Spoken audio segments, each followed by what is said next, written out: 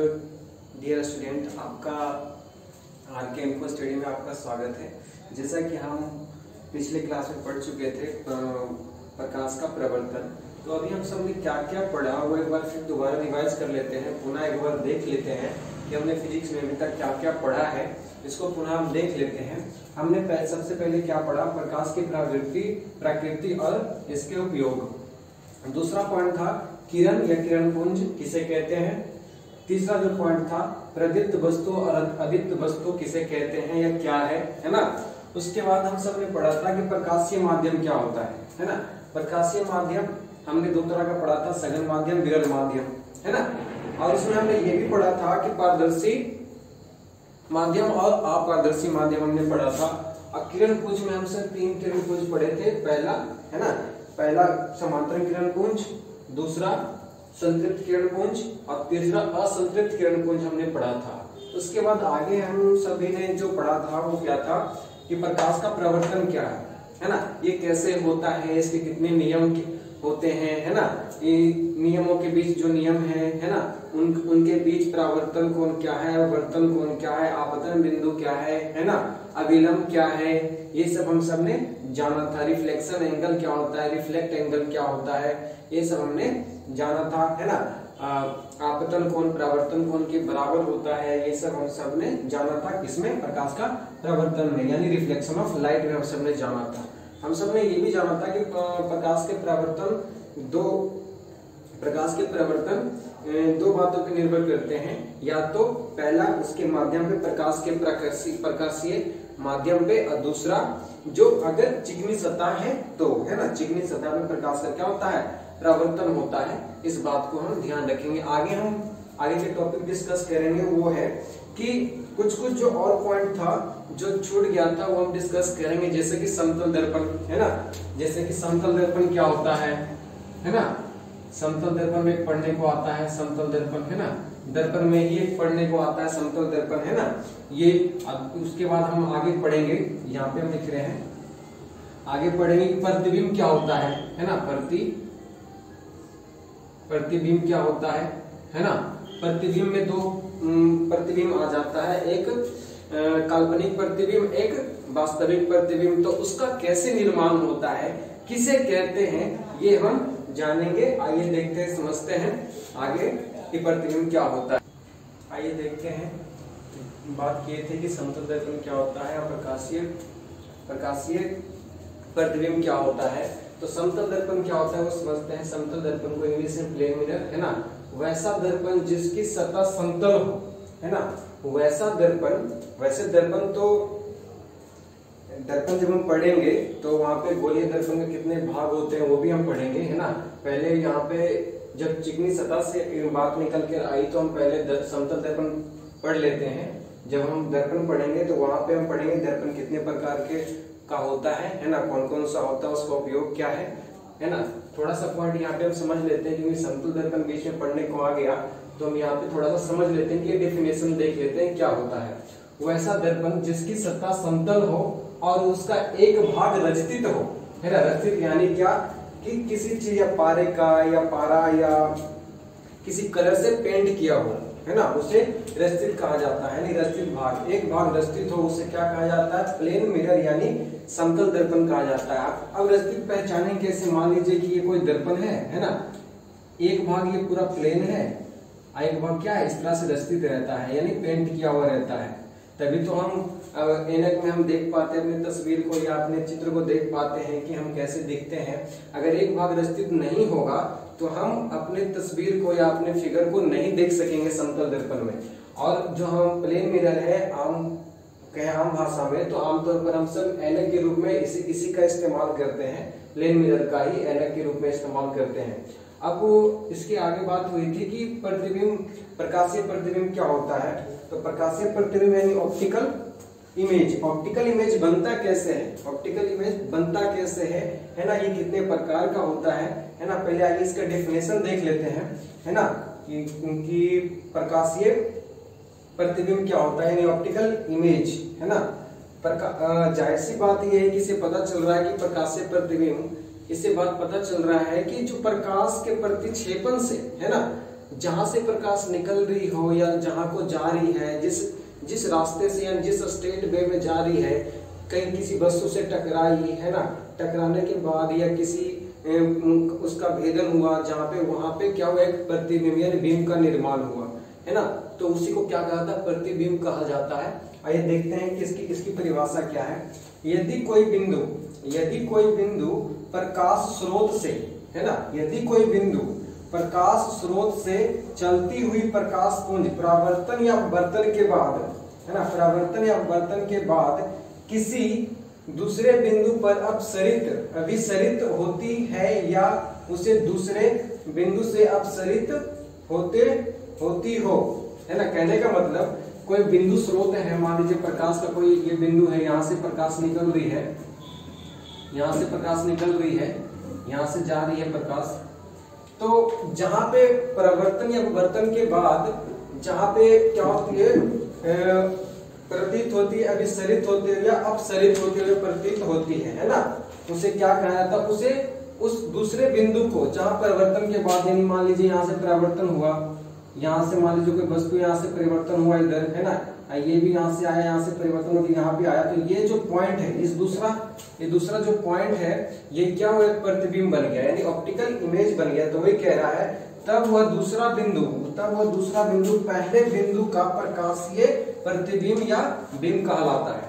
अब यहाँ पे बात समझ में आती है कि कैसे हम पहचान पाएंगे कि बना, है ना। मान लीजिए कि कोई प्रकाश है, यहाँ से प्रकाश निकल रहा है,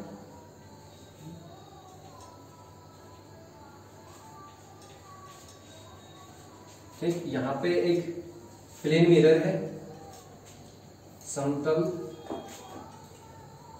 दर्पण, यहां से प्रकाश आया,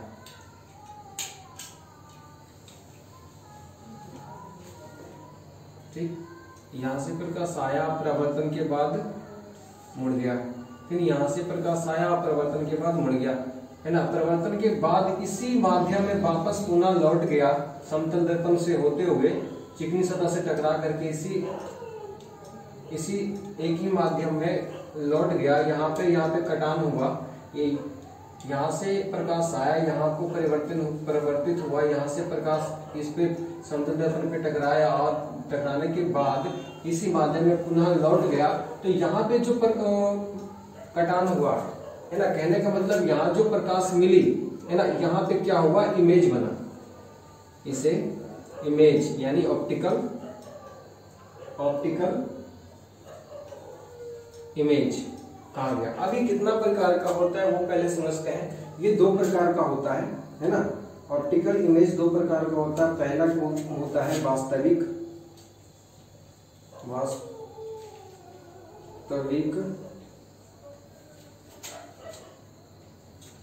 वास्तविक इमेज,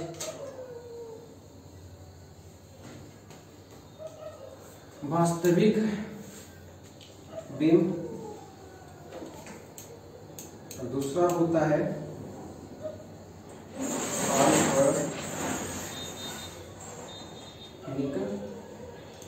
बिंब यानी रियल इमेज और वर्चुअल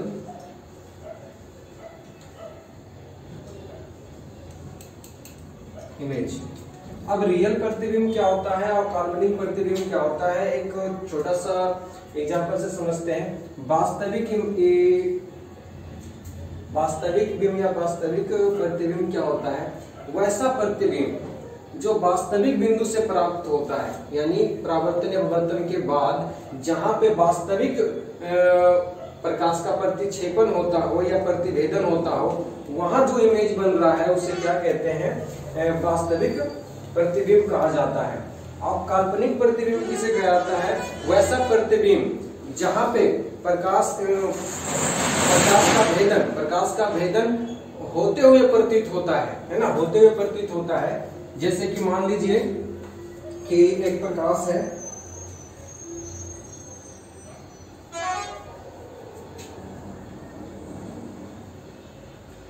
मान लीजिए कि एक मिरर है, यहां से प्रकाश जा रही है,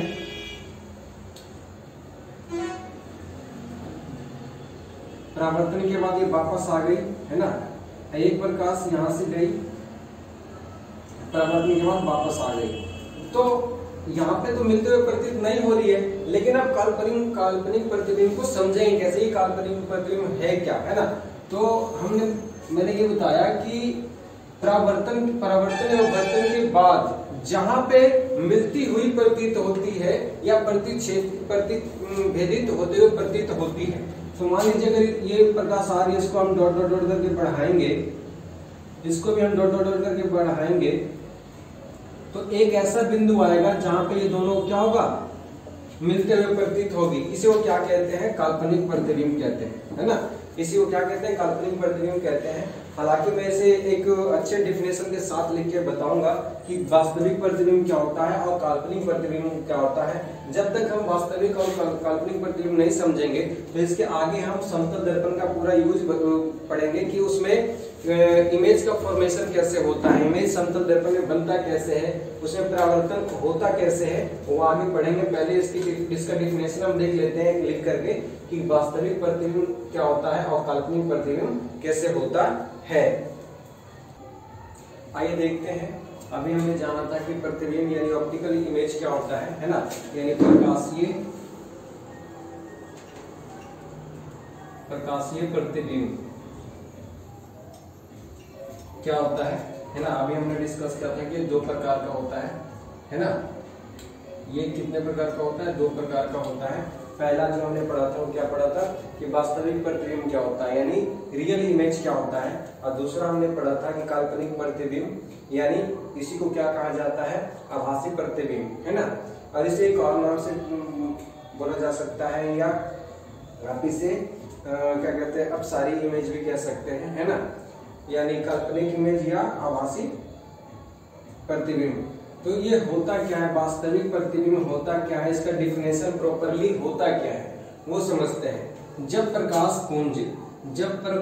पुंज के कटान, है ना, जब प्रकाश पुंज के कटान अथवा अभिसरित यानी संतृप्त होने को वास्तविक प्रतिबिंब या रियल इमेज कहा जाता है ना। क्या कहा जाता है, जब प्रकाश पुंज, यहाँ प्रकाश पुंज हम क्या बताए थे, बीम ऑफ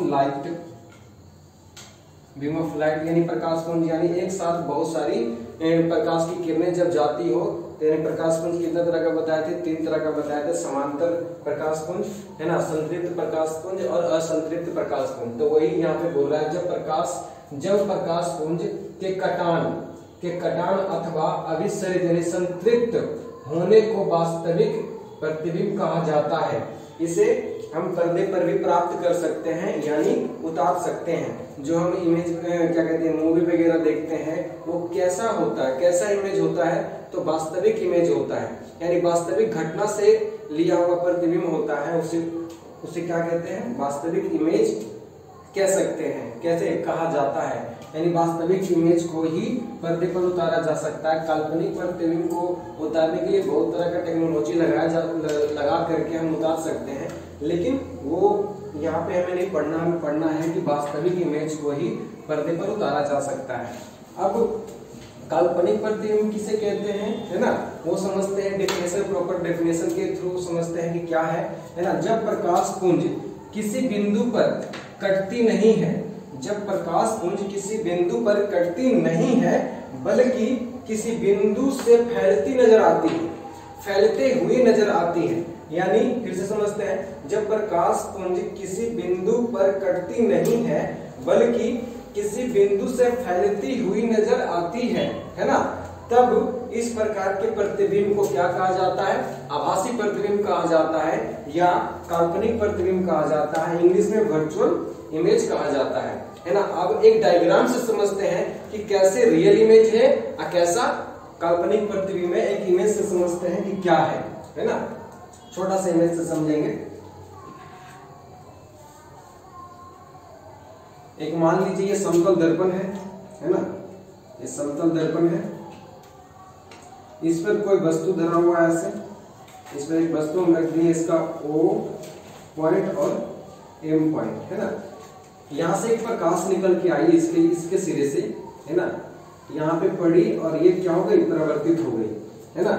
यहाँ से प्रकाश आई और यहाँ पे पड़ी और यहाँ से क्या हो गई, परिवर्तित हो गई। एक और प्रकाश की किरण आई, है ना, यहीं से, है ना, यहीं से एक और प्रकाश की किरण आई और यहाँ पे पड़ी और यहाँ से परिवर्तित हो गई, है ना,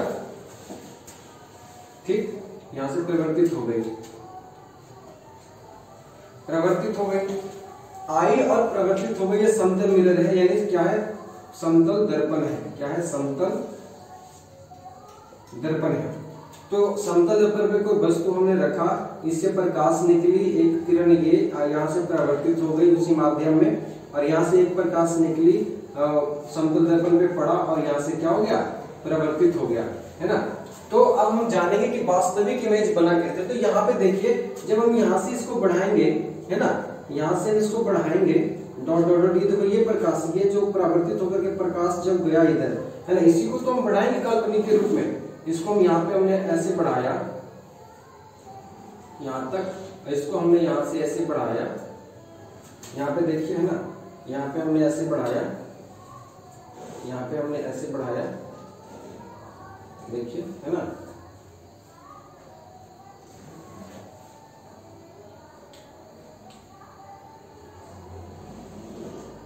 तो ये यहाँ कटती हुई प्रतीत हुई, है ना, यहाँ से कटती हुई या फैलती हुई प्रतीत हुआ। तो यहाँ जो यहाँ से फॉर्मेशन इमेज का हुआ, है ना, यहाँ से जो इमेज का फॉर्मेशन हुआ, है ना, तो यहाँ से क्या पता चल रहा है कि वास्तविक प्रतिबिंब जब प्रकाश पुंज के कटने अथवा अभिसरित होने को, यानी संतृप्त होने को, यहाँ से देखिए, यहाँ पे दो ये गिरे और ये किरण और ये किरण यहाँ पे क्या हो रहा है, मिल रहा है, यहाँ से निकल रहा है। तो इमेज का फॉर्मेशन यहाँ पे क्या होगा, वास्तविक होगा। क्या होगा, वास्तविक होगा, यानी रियल होगा, है ना।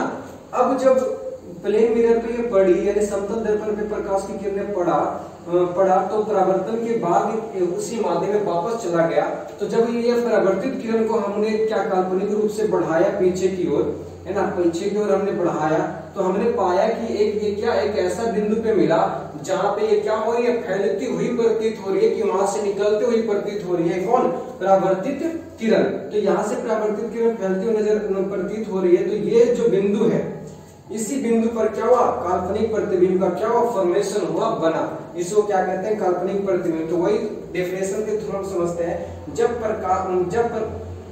प्रकाश पुंज किसी बिंदु पर कटती नहीं है, जब प्रकाश पुंज, देखिए प्रकाश पुंज है, किसी बिंदु पर कटती हुई नजर आ रही है, नहीं, है ना, या नहीं कटती है, बल्कि किसी बिंदु से फैलती हुई नजर आती है। देखिए ये बिंदु, जब हम परावर्तित किरण को हम आगे पीछे की ओर काल्पनिक रूप से बढ़ाए, तो यहाँ से क्या हो नजर आ रहा है कि ये फैले, यहाँ से ये क्या हुआ, यहाँ से ये गया है और यहाँ से ये किरण गया है। तो फैलती हुई नजर आ रही है ना, निकलती हुई नजर आ रही है ना, नजर आती है, यानी क्या, फैलती हुई नजर आती है। तब इस प्रकार के प्रतिबिंब को क्या कहा जाता है, काल्पनिक प्रतिबिंब कहा जाता है। तो यहाँ पे जो इमेज का फॉर्मेशन हुआ, यानी एक वस्तु हमने रखा था O और M, तो ये क्या हो गया, O M डैश, है ना।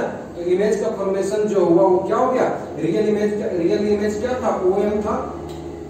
रियल इमेज जो था वो क्या था, OM था, और काल्पनिक जो था, यानी वर्चुअल जो था वो क्या था, OM डैश था, है ना। तो हम कह सकते हैं कि इस तरह से हमने समझा कि रियल इमेज क्या होता है, वास्तविक रियल इमेज यानी वास्तविक प्रतिबिंब क्या होता है और काल्पनिक प्रतिबिंब क्या होता है। एक डायग्राम के थ्रू इसको और अच्छे आगे से समझेंगे जब हम ये पढ़ेंगे कि समतल दर्पण में, है ना, प्लेन मिरर में इमेज का फॉर्मेशन कैसे होता है ना।